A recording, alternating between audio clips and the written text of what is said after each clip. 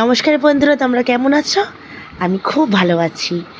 আজকে সকালে থেকে কেমন কুয়াশা ছিল, তো তাতেই আমি অফিস চলে গেলাম। ট্রেনগুলো লেট ছিল ভীষণ। বাড়িতে এসে একটু ছাদে উঠেছিলাম অনেক দিন পর। তারপরে আমার এই লজ্জাবতী গাছটাকে দেখে আমার মনে হলো ওর সঙ্গে একটু খেলি। তাই ইচ্ছা করে করে পাতাগুলোকে আমি বন্ধ করছিলাম আর খুলছিলাম। খোলা তো যায় না, টাইম লাগে অনেকক্ষণ খুলতে। ছেলেকেও ডেকে গেছিলাম, বাবান কর। দেখুন আমি আর ও মিলে কী করছি এখানে, সব পাতাগুলোকে একবারে আমরা বন্ধ করে দিয়েছি।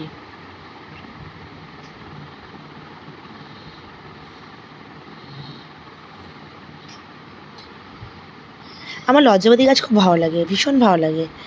জানি না কেন, যে ওরা একসঙ্গে সব মুচড়ে যায়, খুব ভালো লাগে। দেখেছি আকাশটা কি সুন্দর হয়েছে আজকে, দারুণ লাগছিল।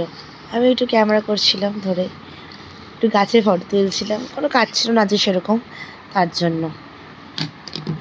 দূরে পুরো পাহাড় মনে হচ্ছে, ওই দিকটা পুরো পাহাড়, কালো করে গেছে মেঘ, তারপরে ঝমঝমিয়ে বৃষ্টি নেমে গেল। আমি ততক্ষণ একটু ঘুমিয়ে নিলাম বৃষ্টি যখন হচ্ছিল। তারপর উঠে দেখি যে প্রচুর বৃষ্টি হয়েছে নাকি বাড়িতে, শুনলাম।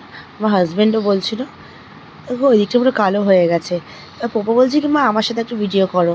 তাই পপু লাফালাফি করছে, দৌড়াদৌড়ি করছে, সেই দুষ্টুমির ভিডিওগুলো তোমাদের সঙ্গে তুলে ধরলাম। তারপর আমরা বিকালবেলা একটু বেরিয়েছিলাম, কারণ কালকে আমার বার্থডে, তার জন্য একটু টুকটাক কেনাকাটি করার জন্য। এটা পলতার পুজো প্যান্ডেল।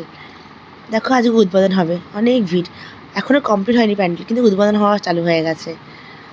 বাড়িতে একটু মাংস কিনে আনলাম, সেটা রান্না করলাম।